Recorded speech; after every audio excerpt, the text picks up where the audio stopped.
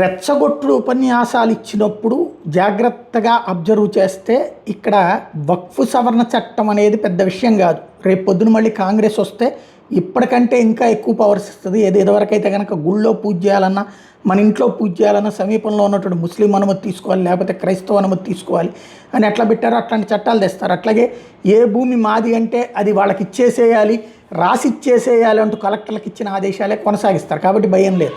కానీ దీన్ని అడ్డు పెట్టుకుని హిందువుల మీద ఆధిపత్యం చలాయించాలన్నటువంటిది, ప్లస్ దేశంలో అల్లకల్లోలం సృష్టించాలనుకున్నటువంటి వాళ్ళదే నడుస్తుంది. వీళ్ళు చూడండి, మోడీని గురించో లోక్సభ గురించి ఏమీ లేదని చెప్తున్నటువంటి మాటలు.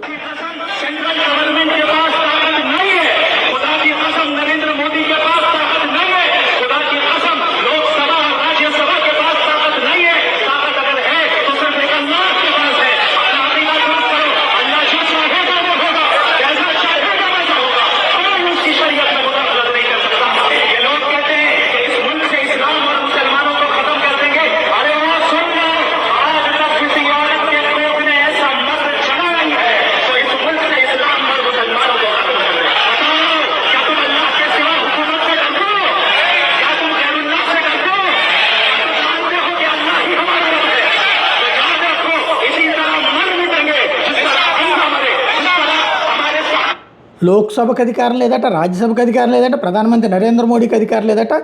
వీళ్ళకి మాత్రం వీళ్ళ మతమే ప్రధానమాట. అదే కాన్సెప్ట్లో నడుస్తారట. ఇది ప్రస్తుతం జరుగుతున్నటువంటి విచిత్ర తంతు.